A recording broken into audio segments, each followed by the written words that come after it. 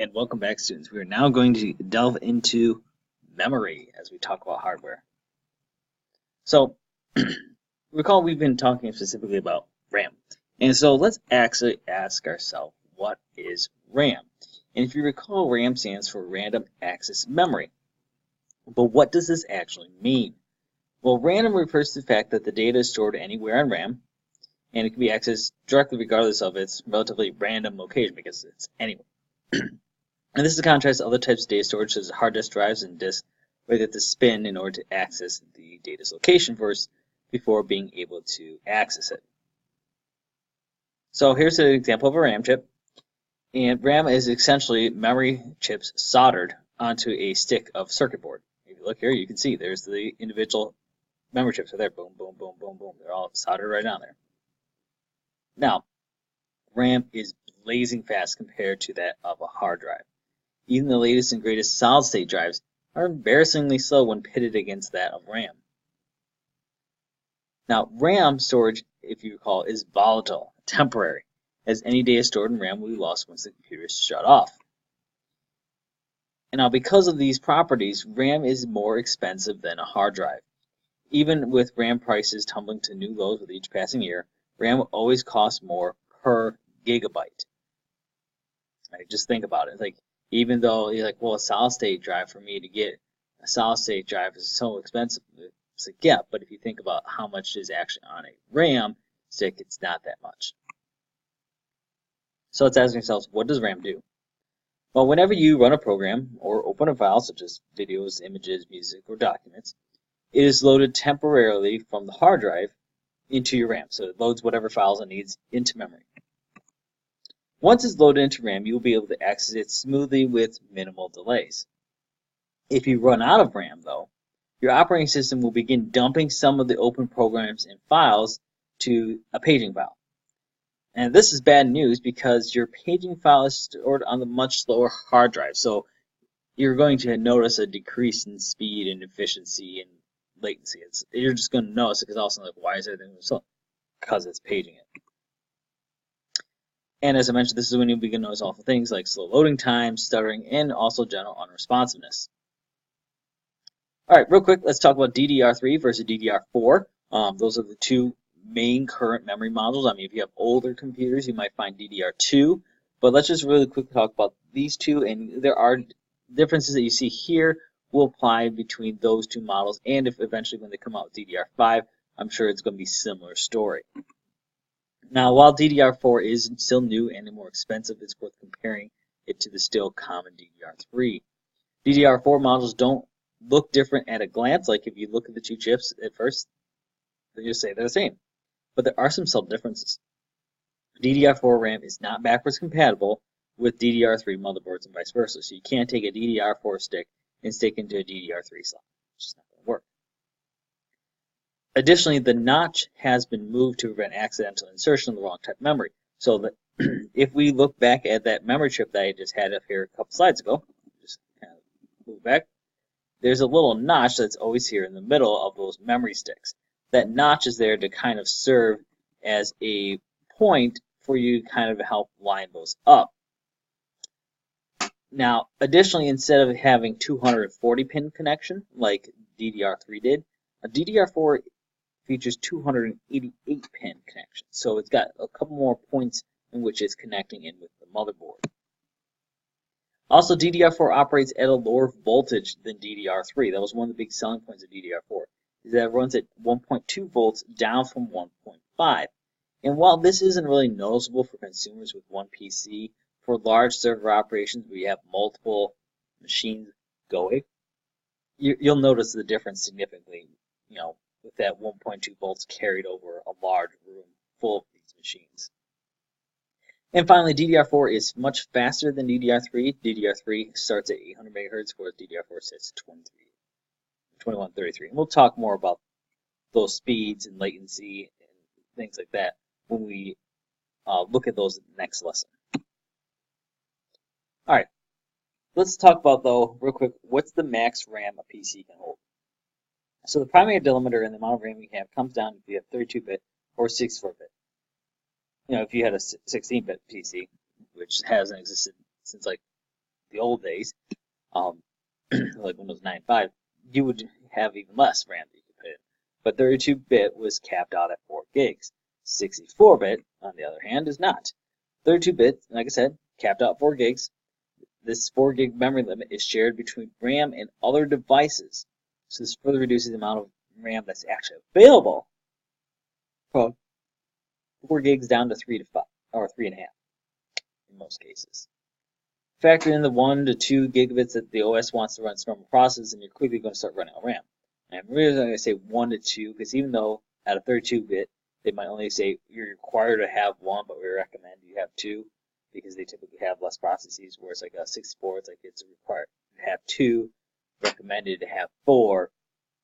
The reason for that is because that's 1 is the required, 2 is recommended, and if you start dipping into that, if let's say you only have the 3 gigs after devices and everything else are using RAM for their processes, that only leaves you with 1 gig of RAM, which is not really that much. So if you're running a game that needs a lot of memory, it's going to run out pretty quickly. Now, 64-bit PCs are hard capped at 2 terabytes with Windows 10 at the time of this recording, which is pretty significant, really, if you think about 2 terabytes, all right, versus that of 4 gigs. It's a very significant improvement. It's exponentially larger than that of what you have in 32-bit. Now, let's continue asking that question, though.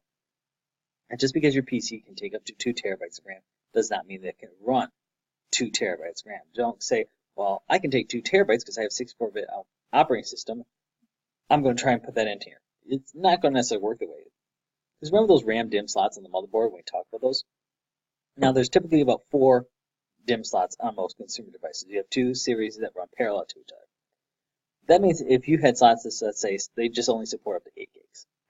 Now, let's just say, theoretically, they only support up to 8 gigs. That means you're going to max out at about 32 gigs of RAM. I've seen and heard of people that have done 64 gigs of RAM, but at that point, are you really using that RAM? Unless you're doing like some crazy like video rendering or something like that, you're probably really never going to use that much RAM.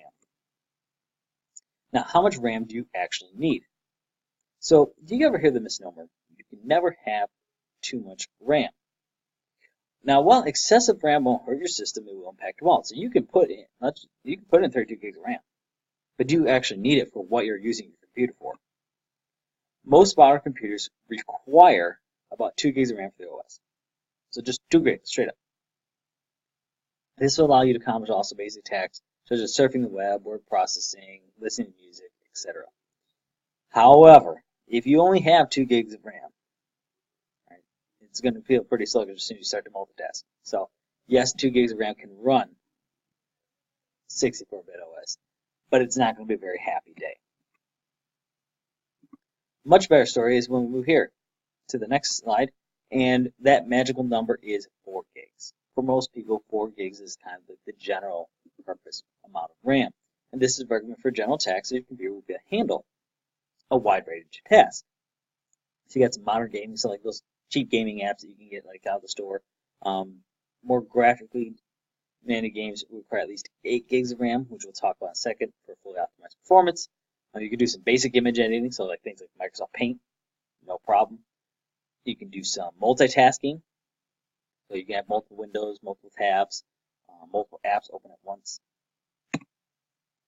However, if you're a person who's going to be doing things like heavy gaming and maybe some graphic settings, so you're now starting into things like Photoshop, then you're going to want to explore getting at least 8 gigs of RAM because you're really starting to tax what your computer can do. Now remember, this is only one component. Your CPU and your GPU are also going to factor into this, and we'll look at those later on, but right now we're starting with just the RAM. We're looking at just what the RAM needs to do.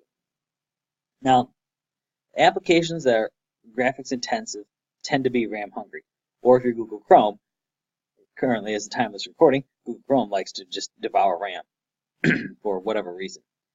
So the applications that tend to be RAM hungry are graphically intensive gaming applications, image editing, so that's not basics like Paint, this is like Photoshop, Illustrator, like the Adobe suite, where you're starting to have to carry across multiple apps. Maybe you're using Adobe Bridge. You're doing some basic video editing because you have to do some rendering and stuff like that. You're starting to do a lot of multitasking, so instead of maybe 2 or 3 apps open, maybe you have like 5 to 6 apps open at the same time. Maybe you're doing some live streaming, so you need to have RAM open for that. And also some basic virtualization, so that means that you're running like a virtual PC environment. Now, some mainstream consumers have chosen to opt away from 4 gigs and go straight for 8 gigs RAM because they want the extra memory in order to quote-unquote future-proof their computers, which is not necessarily a bad thing because, you know, the requirements for RAM typically do increase as time goes on. Just like the hardware requirements have increased as time goes on. So 8 gigs is not, at this point, still a bad investment. If you don't need 8 gigs, like you only need 4, but you want to just kind of be on the safe side, 8 gigs is still not a bad way to go. That being said, let's get into the 16 gig category. All right, most people won't need this much RAM. Unless you're doing like one of the following, you're doing some heavy video editing, heavy virtualization, you're running a web server. These can kind of creep really quickly up to 64 gigs or more if they're high volume traffic, simply because they have to be able to handle all that traffic really quickly. If you're doing large model or simulation rendering, so like if you are doing a lot of, for example, 3D modeling, you want to be able to handle all that information relatively quickly. Of course, that's not just the RAM you're going to want. You're also going to want your GPU to be really strong. So those are the kind of people who are going to use these kind of applications. Now, if you get 32 gigs, is it going to hurt you? No. Again, it comes down to it might hurt your wallet. All right, and that concludes our notes for today, folks. Until next time.